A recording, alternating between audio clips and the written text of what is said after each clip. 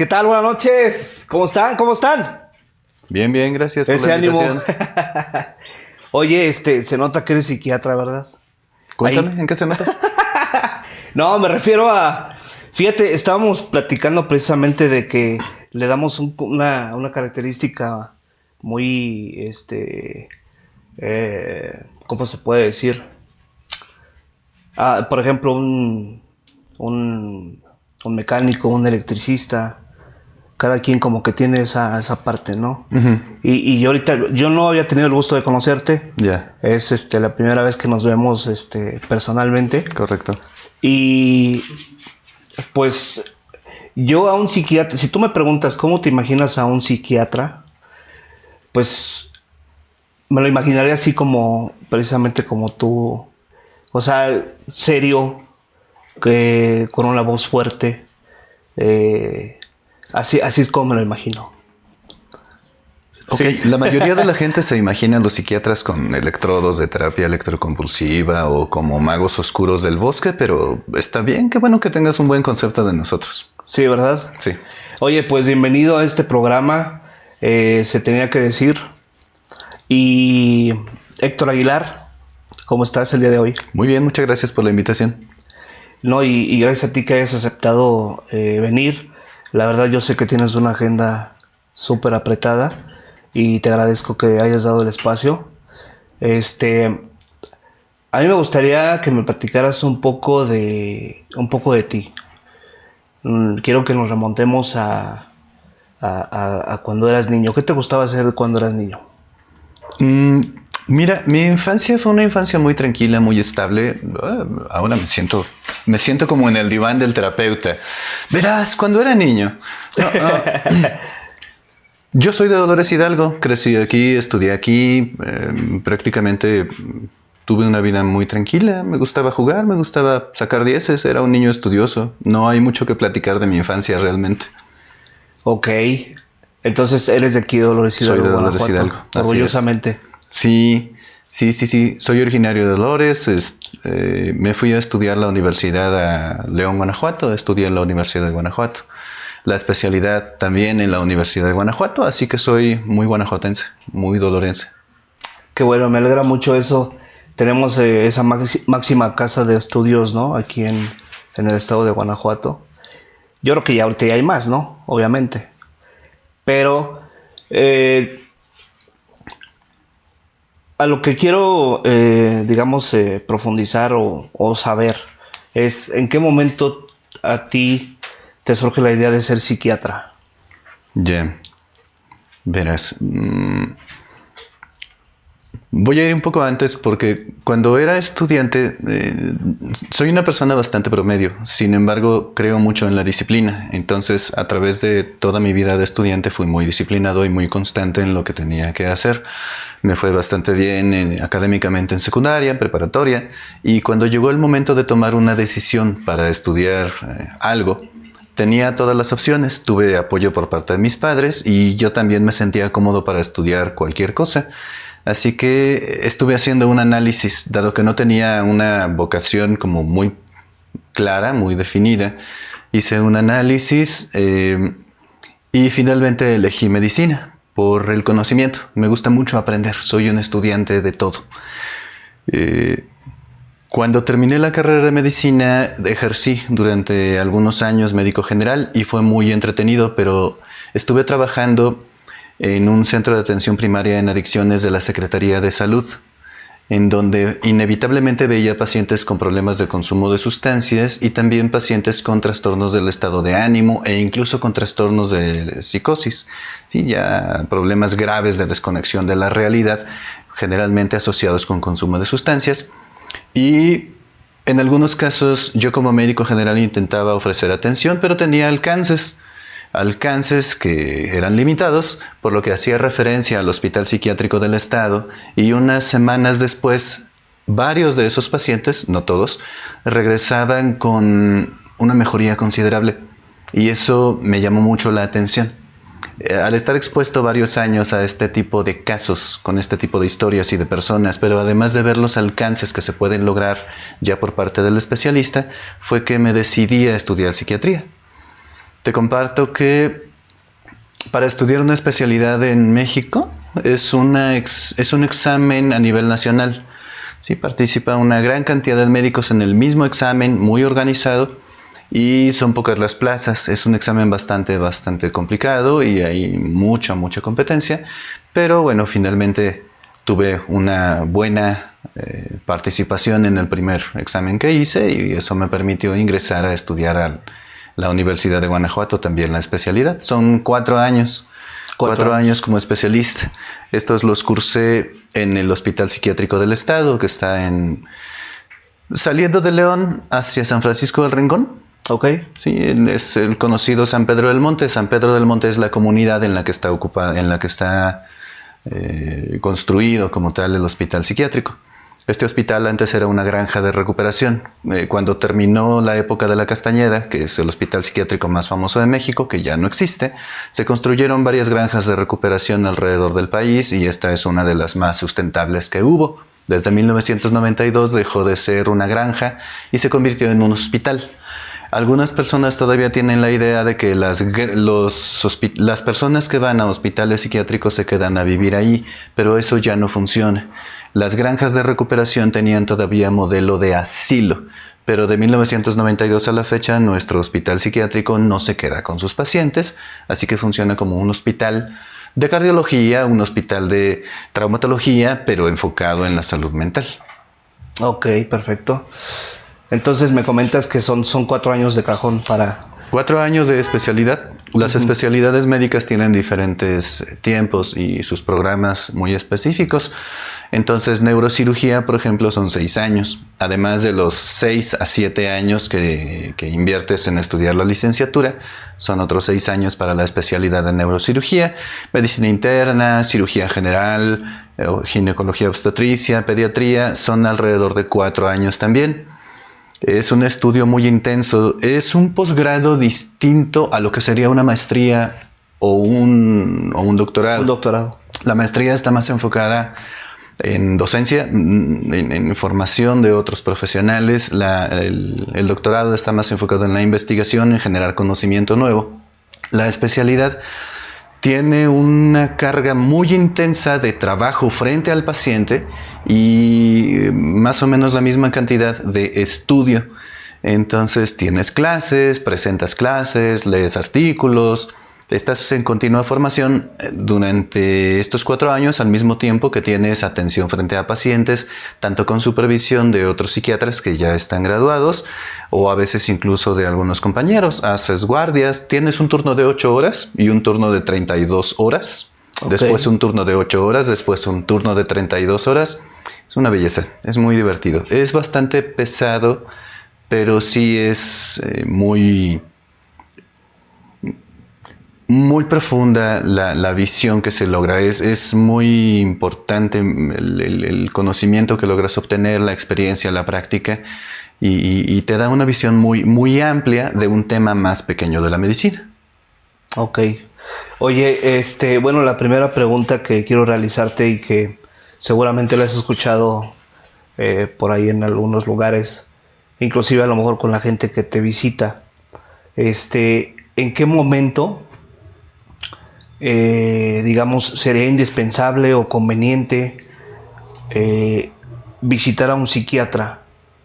Uh-huh. O en este caso necesita ser primero vinculado por un psicólogo o por otra área, no sé. Bien, vamos a ir por partes. El psiquiatra es el médico que se encarga de la salud mental. La medicina tiene muchas ramas. La medicina tiene ramas que se encargan de la salud de la piel, de la salud del corazón, de la salud del estómago, de la salud del hueso, de la articulación y de la mente. La salud mental es el área donde medicina participa. Entonces, te mencionaba hace un rato, es estudiar la carrera de medicina, la licenciatura, después participar para la especialidad. Entonces, el psiquiatra es el médico especialista en salud mental. El médico se encarga de estudiar, clasificar, diagnosticar, tratar, rehabilitar y educar a los pacientes y a la familia que tienen algún problema en la salud mental. ese es nuestro trabajo. Gloria Trevi nos dio mala fama. La verdad es que hizo pensar a la gente, no solo Gloria Trevi, también la historia de la medicina es compleja en diferentes áreas. Vamos, si hablamos que los cirujanos arcaicos utilizaban serruchos para cortar miembros con problemas y que después se ponían a cortar la barba. Antes de que existiera el bisturí, ¿no? Así es. Los psiquiatras también en la historia, mucho en la historia de la medicina era basado en los alcances que estaban disponibles hasta ese momento. Y entonces, antes de que se inventaran o que se desarrollaran los medicamentos, se utilizaba, por ejemplo, algo que llamábamos terapia moral. La terapia moral es levantar a los pacientes a cierta hora, ponerles ciertas actividades, alimentarlos a cierta hora, dormirlos a cierta hora, como una cuestión de hábitos, y eso generalmente ayudaba un poco con la estructura. Pero después se intentaron en este camino de la investigación joven. Sí, se intentaron pues baños con agua fría, se intentaron la terapia electroconvulsiva, que a la fecha se ha refinado mucho y todavía se utiliza, muy diferente a como era antes, y se intentaron muchas cosas que a la fecha podríamos considerar como una barbaridad, pero en su momento no había más disponible. Para los años 60, para 1960, se fueron inventando algunos medicamentos y estos medicamentos fueron más un descubrimiento, una serendipia, le llamamos cuando encuentras algo que no estabas buscando. Se estaba estudiando medicamentos para un efecto antihistamínico, para alergias, por ejemplo, y resulta que los pacientes en quienes se probaba no estaban mejor de las alergias, pero sí en el estado mental. Así que empezaron a utilizar estos medicamentos para pacientes y obtuvieron beneficios. Eran medicamentos muy toscos, eran medicamentos muy poco refinados, que tenían sí un efecto clínico, pero tenían muchos efectos secundarios. Estas historias que escuchamos todavía de no comas esta medicina con carne de cerdo, no puedes comer picante. Sí, típico, ¿no? Sí, todavía es porque los medicamentos antiguos tenían muchísimas restricciones. Los medicamentos han ido evolucionando con el tiempo. El medicamento psiquiátrico está conceptualizado como un medicamento peligroso, como un medicamento adictivo que va a tener a las personas durmiendo, torpes, pero eso no funciona así en la actualidad. ¿De acuerdo? Conforme todas las áreas de la medicina fueron evolucionando y estudiando y mejorando, la psiquiatría también está apegada al método científico y al desarrollo de la medicina como tal. Entonces hay publicaciones, miles de publicaciones alrededor del mundo de personas que se dedican a estudiar sobre enfermedades, sobre respuestas, sobre medicamentos, sobre seguimientos. Y esto, bueno, es lo que finalmente determina que la medicina actual, la psiquiatría actual, tenga objetivos muy distintos a la psiquiatría antigua. El psiquiatra estudia como principal objetivo la mente. Y la mente es algo que todos hemos escuchado, pero es muy complicado cuando le preguntas a una persona qué es la mente. Todos convivimos con ella, está con nosotros todo el tiempo, pero realmente no nos detenemos a pensar qué es la mente. La mente es un sistema como el sistema circulatorio, como el sistema digestivo, como el sistema respiratorio. La mente es un sistema que permite al ser humano conectar con el interior, con su conciencia y también con el mundo. Implica pensamientos, implica funciones mentales como abstracción, memoria, cálculo, análisis, síntesis. Es un área de estudio muy compleja. Claro. Y la mente está inherentemente vinculada con el cerebro. La mente sin el cerebro no existe. ¿Sí? El cerebro es la estructura que tiene funciones muy definidas y es lo que principalmente estudia neurología, pero psiquiatría estudia la mente desde esta base del cerebro, desde esta base neurobiológica, pero más allá, desde estas funciones que no se pueden explicar incluso por la suma de las funciones, como la conciencia. Hay estructuras cerebrales muy específicas para la visión, para la toma de decisiones. Hay estructuras cerebrales muy específicas para sentir bienestar. Hay estructuras muy específicas para sentir miedo, pero no hay una estructura para la conciencia como tal. Bueno, la psiquiatría se encarga de estas áreas que no se pueden estudiar a través de resonancias ni de tomografías. El psiquiatra como médico tiene un protocolo de estudio. Tiene protocolos de estudio que incluyen estudios de laboratorio de sangre, de imagen, tomografía, resonancia, de funcionamiento cerebral como el electroencefalograma, y frecuentemente echamos mano de otros estudios como el electrocardiograma para descartar otras enfermedades que podrían causar sintomatología psiquiátrica. Pero la mayoría de estos estudios los utilizamos para descartar. Ok. ¿Sí? La mente y el cuerpo son lo mismo. Entonces, necesitamos estudiar el cuerpo también para entender cuáles son los impactos o la participación de este en la alteración en la mente.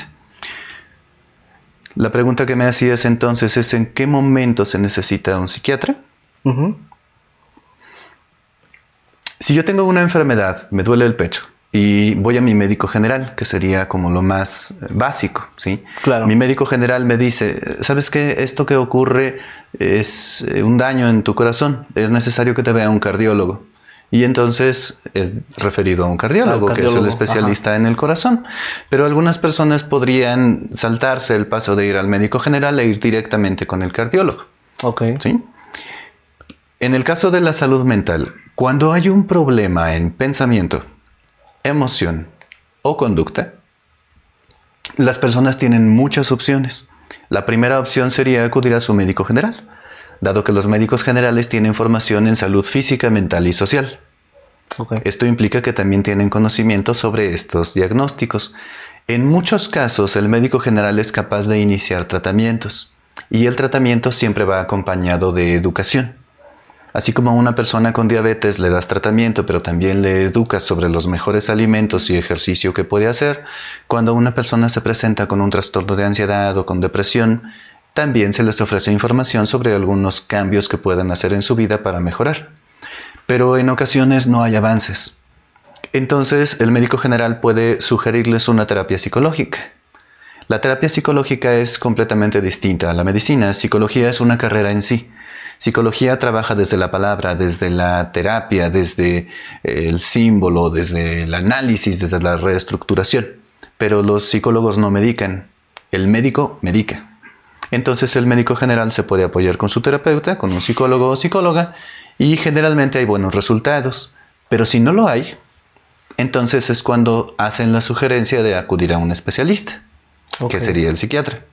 Tanto psicología como medicina general pueden referir a psiquiatría, pero así como yo podría ir al gastroenterólogo de primera intención, también una persona podría decidir tener una evaluación con el psiquiatra de primera intención sin haber pasado por psicología o medicina general, y sería entonces responsabilidad del psiquiatra hacer las sugerencias necesarias. Sí, voy a iniciarte un tratamiento, te daré esta educación, pero te convendría llevar este proceso de terapia psicológica.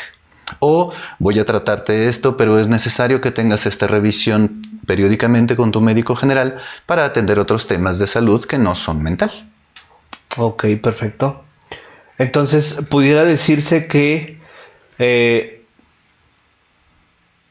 los síntomas que generalmente tú encuentras en casos que ya te refieren a ti, ¿cuáles serían?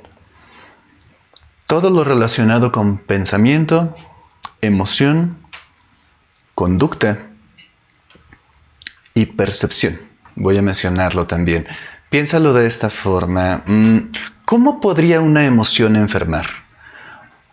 Una emoción es algo humano, es algo natural. Si resulta que hay algo que me está preocupando y naturalmente eso ocurre, vamos. Se va a presentar un examen, si soy un adolescente y tengo un examen importante mañana y me siento ansioso, eso es humano, eso es normal. Okay. Si acabo de tener una pérdida, un familiar muy importante y me siento triste, eso es normal, es una emoción, eso claro. Es bienvenido, eso es humano. Pero si una emoción se vuelve persistente, todo el día, todos los días, gigantesca, desproporcionada, y se vuelve incapacitante, no me deja dormir, no me deja comer, no me deja descansar, no me deja vivir ni disfrutar. Esto nos orienta a que la situación ya no es una emoción normal.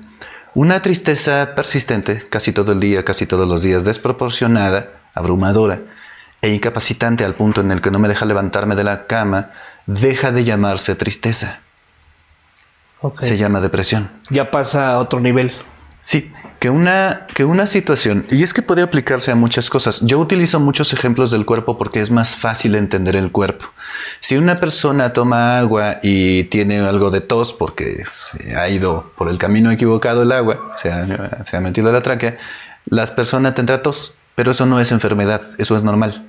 Okay. Sería problemático que estuviera con tos todo el día, todos los días, de forma desproporcionada e incapacitante al punto en el que no le deja dormir. Eso es enfermedad.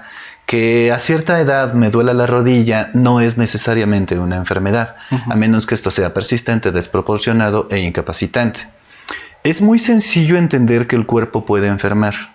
Es muy fácil entender la enfermedad del estómago, del riñón, del hígado, del corazón, porque lo entendemos, porque hay estudios y hay radiografías. Es bastante más complicado entender que un pensamiento o una emoción puede enfermar, porque no hay ultrasonidos ni tomografías. Okay. La ansiedad es una emoción normal, pero si esta es persistente, desproporcionada o incapacitante, deja de ser normal y se considera como tal una enfermedad. Para que una emoción, la que quieras, tenga estas características... Miedo, por ejemplo, ¿no? El miedo, por ejemplo. Te lo pongo más complicado. ¿La felicidad podría ser una enfermedad? Sí. Si esta se vuelve persistente, estoy desproporcionadamente feliz, exageradamente feliz, todo el día, todos los días. Sí, que te estás riendo todos los días, ¿no? A cada rato. Absurdamente. De cualquier cosa, ¿no? Sin embargo, al punto en el que ni siquiera me deja trabajar, ni funcionar, ni dormir, eso no es normal. Eso implica cambios en el cerebro.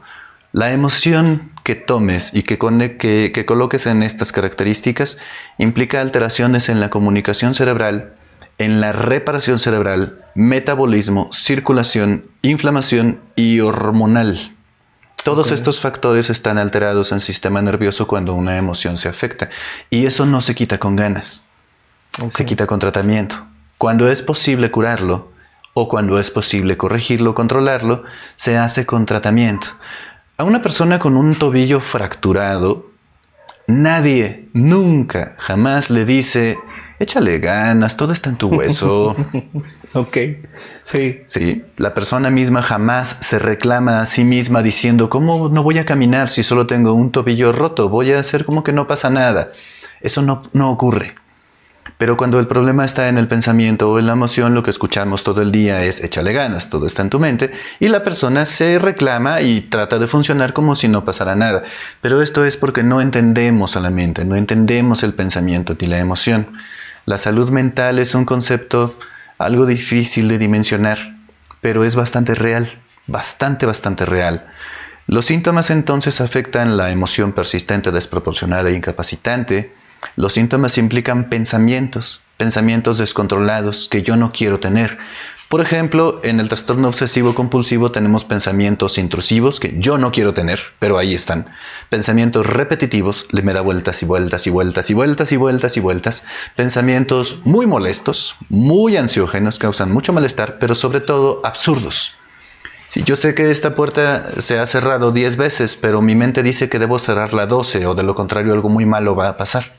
Entonces me rindo ante este pensamiento absurdo y termino por cerrar la puerta 12 veces. Pensamientos de dominio de la limpieza, del orden, de la agresión, pensamientos sexuales, pensamientos religiosos, son lo que principalmente vemos ahí. Pero hay otro tipo de pensamientos intrusivos, como son los ansiosos, intrusivos, incómodos, repetitivos, pero posibles. Es porque podría ser que al salir de aquí yo sufra un asalto y eso me preocupa y este pensamiento está causando tanto malestar que no me deja funcionar. Pero también tenemos otro tipo de pensamientos de minusvalía, por ejemplo, donde yo no sirvo para nada y soy la peor persona del mundo y todos me piensan de esta forma. Pero también, hay una gran cantidad de sintomatología en el pensamiento. Hay un gran grupo de pensamiento que llamamos en psiquiatría ideas delirantes. Ideas donde las personas tienen una creencia falsa, fija, incongruente e irreductible.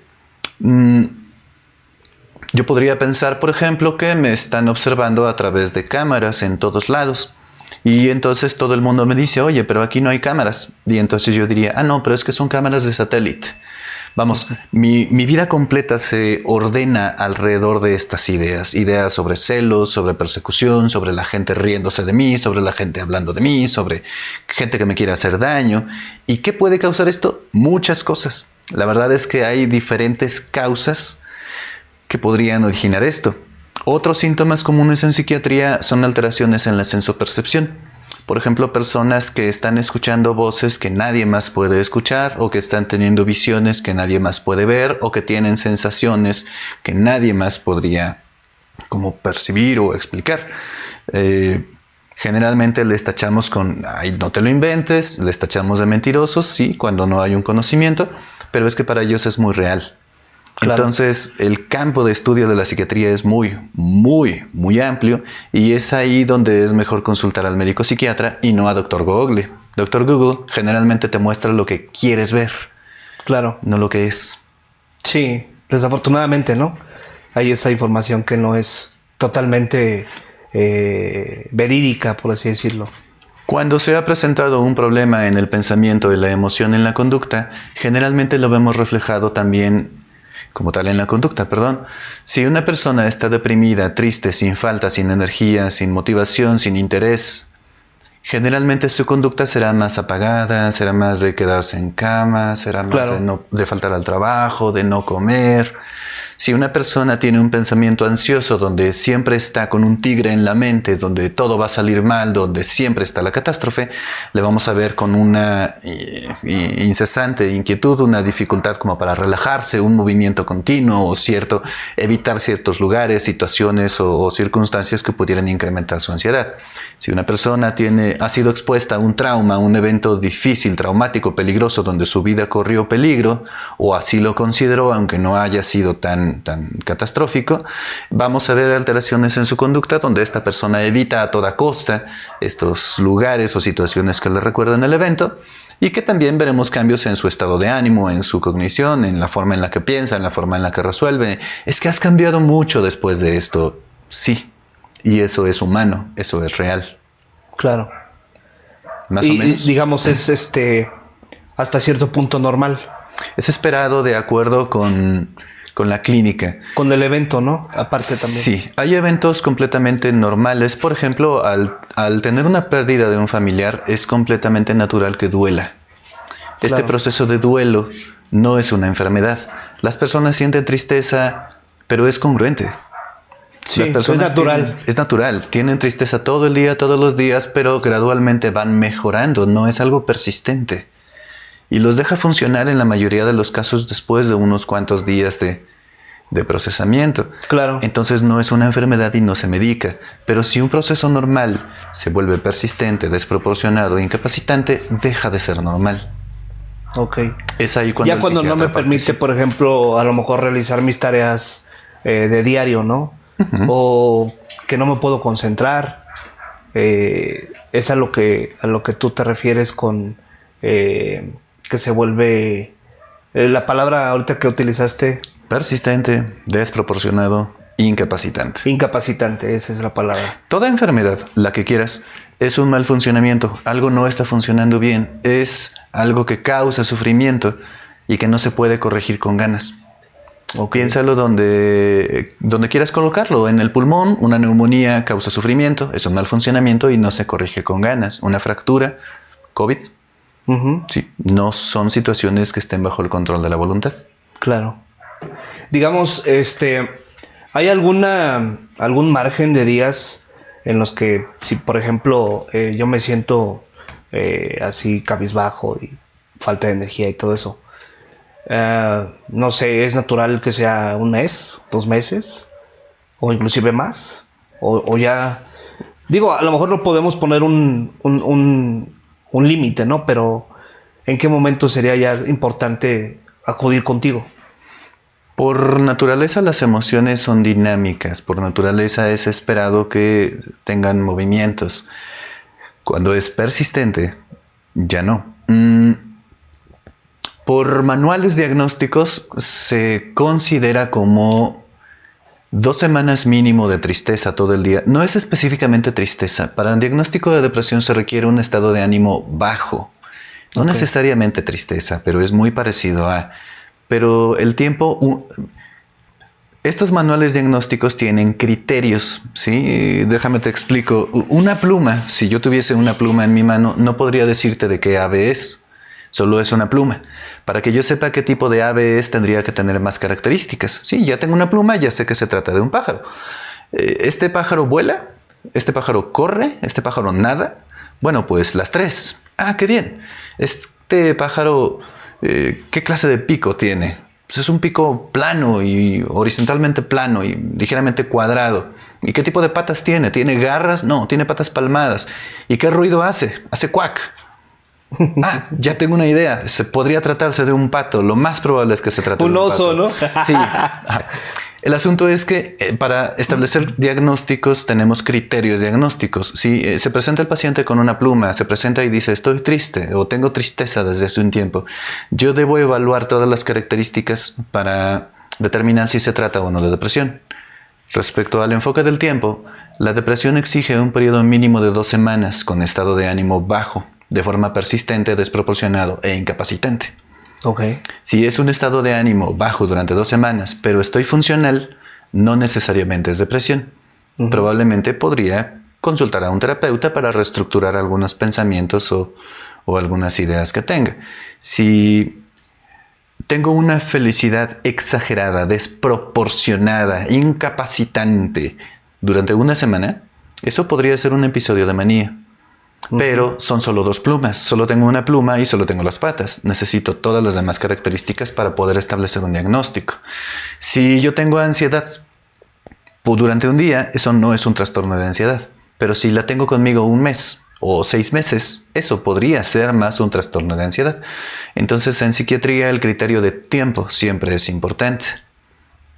Okay. ¿Tendría que esperar 6 meses para pedir ayuda? No. Hay que pedir ayuda cuando esto me está sobrepasando. Eso es suficiente. Sí, que ya no lo puedes gestionar, ¿no? De alguna manera. Y que te está afectando en todas tus actividades normales. En tu opinión personal, Héctor, en el caso de que yo escuche voces, ¿de dónde vendrían esas voces? Es decir, ¿es algo que yo ya he escuchado en algún lugar?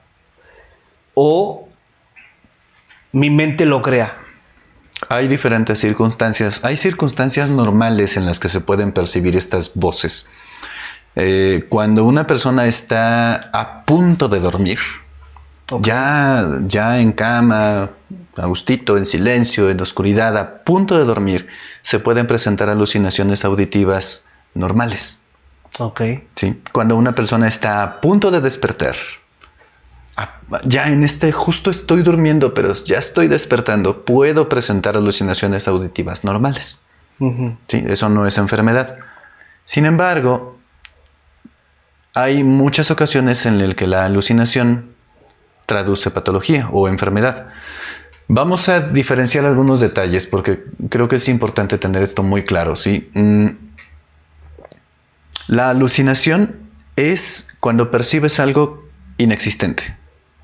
Okay. ¿Sí? Una ilusión es cuando distorsionas algo existente. ¿Sí? En la calle alguien dice doctor y yo escucho Héctor. Sí, es muy parecido. Yo lo distorsioné y yo volteo. Sí, ¿qué quieres? ¿No? ¿Qué necesitas? Eso es una ilusión. Una ilusión es cuando yo llego a mi cuarto y veo mi abrigo colgado con un sombrero y volteo y me asusto. Ay, una persona. Ay, es mi abrigo. Eso es una ilusión. Sí, una ilusión, hay ilusiones ópticas, ¿sí? Donde hay cosas que están ahí, pero las distorsionamos. Okay. ¿Sí? Generalmente son más breves. Yo creo que eso que mencionaste del abrigo en el perchero nos ha pasado a todos, ¿no? Es un ejemplo muy clásico. O la de ventana, ilusión. una sombra, o etcétera. Hay una alteración, no es una alteración, hay una percepción también que llamamos pareidolia, donde, por ejemplo, ves una lavadora con un poco de ropa afuera, de estas lavadoras que tienen un acceso circular al frente y que tiene 2 perillas y parece una cara. Sí. Eso se llama pareidolia, eso es normal. Sí, resulta que ves en las nubes y esa nube tiene forma de perrito, eso es una pareidolia. O en Marte, una cara humana, eso es una pareidolia. Sí, eso es. Mi cerebro le da lógica a esta imagen y hace una imagen. Le da una forma, ¿no? Eso es completamente normal. La alucinación implica que nadie más aquí presente está viendo un elefantito rosa bailando. ¿Sí? Nadie más está escuchando la voz de mi abuelito que me dice camina y no pares de caminar. Ok. La alucinación implica que yo estoy escuchando, no imaginando, escuchando, tan claro como me escuchas ahora mismo, Sí, sí, sí. no imaginando dentro de la cabeza. No es Ok. un pensamiento fuerte, es una voz. Sí. ¿Sí?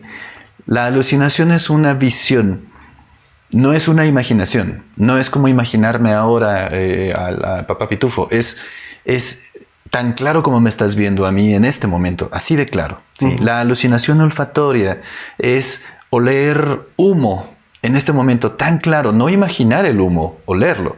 Claro. Naturalmente el oído manda señal al cerebro. El oído capta vibraciones, lo transmite a través de huesecillos al oído interno y el cerebro es el que interpreta que estas vibraciones son una voz. Ok. Sí, no escuchamos con el oído, escuchamos con el cerebro. Hay áreas Interesante. muy específicas Ok. para esta función. El ojo solo capta luz, su trabajo es captar luz, no es ver. Capta luz, la manda al cerebro y el cerebro hace la interpretación. Ah, esto que estoy viendo es un balón, esto que estoy viendo es una pirámide. De los colores, ¿no? Eso lo he visto en algunas partes. No vemos con los ojos, Claro. vemos con el cerebro. ¿Sí? Ese es el intérprete. Es el intérprete. Ok. Toda percepción tiene una interpretación. Estamos limitados por la percepción y la interpretación. Bueno, una alucinación implica que no hay una percepción, no hay nada que esté mandando mensajes. Mi cerebro está siguiendo el camino contrario. Normalmente el oído manda señales al cerebro, en este caso el cerebro manda señales al oído. Por eso es que se puede Es al escuchar. revés. Por eso Ok. es que se pueden ver cosas inexistentes. Y para que esto ocurra, se necesita un daño bien importante en el sistema nervioso. Ok. Si no es en estas condiciones que había descrito antes, para que haya una alucinación por consumo de drogas, por ejemplo, por un daño cerebral, por una epilepsia, por una neuroinfección, por una enfermedad del tipo esquizofrenia, implica que hay un daño considerable en el sistema nervioso porque no es como lo esperado. Ok. En sí, ahorita que mencionaste drogas, en sí, ¿cuál es la función que realiza en el cerebro determinada droga? Cada droga tiene un mecanismo de acción. Ok. Sí, el cerebro tiene muchos caminos, tiene muchos receptores, tiene muchas estructuras, es un órgano muy complejo. Las sustancias, mira, una droga es una sustancia que no necesito para vivir y que modifica funciones. Droga no significa maldad. Ok. ¿Sí? Entonces, las personas toman aspirinas porque es una sustancia que no necesito para vivir, pero me quita el dolor de cabeza. Claro. La aspirina entonces es una droga. Y entonces, te lo pongo más difícil, el té de ruda, ¿para qué lo toma la gente? Pues para dolor de estómago. La ruda es una sustancia que no necesito para vivir, pero modifica funciones. Ok. Entonces la ruda es una droga. Droga no significa maldad. Las que nos son particularmente importantes son las drogas activas en el cerebro, psicoactivas. Las drogas que son sustancias que no necesito para vivir, modifican funciones en el cerebro, podrían tener potencial de adicción, perdón. Ok. Y si tienen potencial de adicción, nos interesan mucho. Los medicamentos psiquiátricos son sustancias que no necesito para vivir, modifican funciones, pero en su mayoría no tienen potencial de adicción. Por eso no nos preocupan. Pero muchas drogas como la cocaína, la marihuana es una planta, es una sustancia, no necesito para vivir. ¿Sí? Claro. Causa cambios en el sistema nervioso. Claro. Es una droga psicoactiva, la cocaína, la metanfetamina. Bien, cada una de estas tiene mecanismos de acción, pero en conjunto, todas modifican el sistema de recompensa. Un sistema natural que el ser humano tiene para que cuando estaba buscando alimentos decía, esta cosa sabe horrible, no la vuelvo a comer, y se encontró una manzana y dice, qué rico sabe esta manzana. Ese sistema de recompensa me hace querer seguir repitiendo una conducta. Cuando me topo con ciertas personas y me la paso bien con estas personas, este sistema de recompensa me hace querer seguir viendo a estas personas. ¿Sí? Entonces, situaciones como sociales, vitales, nutricionales, de refugio, se siente mejor estar bajo cubierta que estar bajo la lluvia. Entonces, mi sistema de recompensa me lleva a buscar esta acción. Las sustancias psicoactivas, sobre todo con potencial de adicción, tienden a modificar este sistema de recompensa. Sí, vamos a pensar que cuando yo como una manzana tengo un impulso de bienestar, pero cuando consumo una sustancia psicoactiva, el impulso es gigantesco. Es absurdo, es abrumador. Entonces, sí, el famoso efecto, ¿no? Sí. Así que entonces mi cuerpo va a intentar buscar aquello que me está generando más bienestar o más placer. Lo manejan como placer, ¿no? Sí. Generalmente. Sí, hay algún estudio donde a una ratita le colocaron un electrodo en el cerebro, en esta área que genera bienestar, y pisaba una paleta y eso le generaba mucho bienestar. Así que estaba pisando la paletita una y otra vez. Después le quitaron el agua y no le importó. Le quitaron la comida y no le importó. Electrificaron la superficie donde estaba parada y no le importó hasta finalmente morir. Esto es el efecto básico de las drogas. Uh-huh. Aquí en Dolores Hidalgo, ¿cuánto tiempo llevas trabajando aquí? Pues desde 2008 estuve trabajando en el Centro de Atención Primaria en Adicciones. Okay. Desde allí. Después me fui a León para 2017, regresé en 2021 y ya me establecí por acá. Entonces, pues ya llevo es por lo menos unos, 5 años sí llevas aquí, ¿no? Ya llevo un rato. Por lo menos. Sí. ¿Qué índice de enfermedades o qué tan graves casos has tenido aquí en Dolores Hidalgo? ¿Sí es algo preocupante o es algo...? Yo pienso que la estadística es muy parecida a la estadística nacional, con algunas peculiaridades. Lo más frecuente son los trastornos del estado de ánimo. Trastornos de ansiedad, todas las variantes de depresión, son muchas variantes, pero también hay una buena cantidad de problemas por consumo de sustancias. Y también hay una proporción más o menos parecida al resto del país en cuanto a trastornos psicóticos. La psicosis es desconectarse de la realidad. Las enfermedades del tipo esquizofrenia no es la única, pero como modelo. Pero pues también hay una buena cantidad de pacientes con estrés postraumático por violencia, por asaltos, por secuestros. Y hay una buena cantidad de proporción también de problemas con trastorno por déficit de atención e hiperactividad o con enfermedades secundarias a otras enfermedades.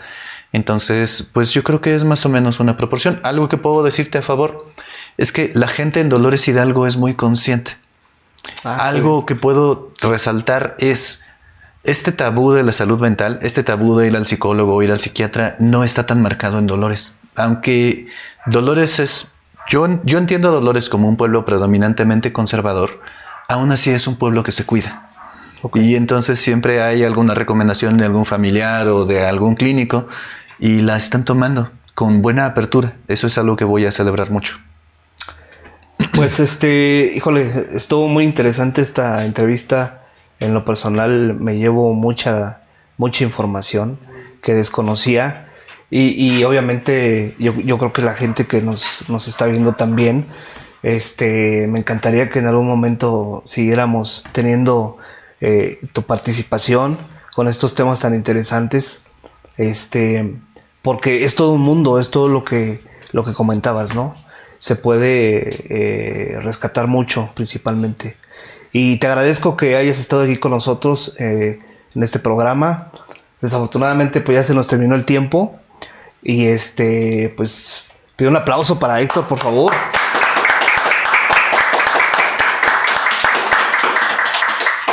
¿Y dónde te podemos encontrar, Héctor? Bien, actualmente trabajo a nivel privado en 2 clínicas aquí en Dolores y una en San Felipe. Y hay por ahí algunos proyectos en puerta. Por ahora trabajo en el Centro Médico Santo Domingo y también en la Clínica Salud para Ti, tanto en San Felipe como aquí en Dolores Hidalgo. Actualmente ese es mi único ejercicio profesional. Oye, si puedes mencionar tus redes sociales en el caso de que las tengas o no, tu número telefónico. Fíjate que no acostumbro las redes sociales bueno, seguramente escuchaste este tema de Marilyn Code. Bueno, a veces las redes sociales se prestan como para ese tipo de manipulaciones y malos usos, entonces no suelo utilizar redes sociales para mi perfil profesional. Y los teléfonos serían principalmente los de las clínicas. La verdad es que no me lo sé. Yo confío mucho en las recepcionistas que se encargan. No, de cualquier manera por ahí lo ponemos en el video para que salga toda la información. Claro, muy bien. Sí, no te te agradezco, preocupes. gracias por la invitación. No, gracias a ti. Y pues bueno, buenas noches a todos y gracias. Hasta luego.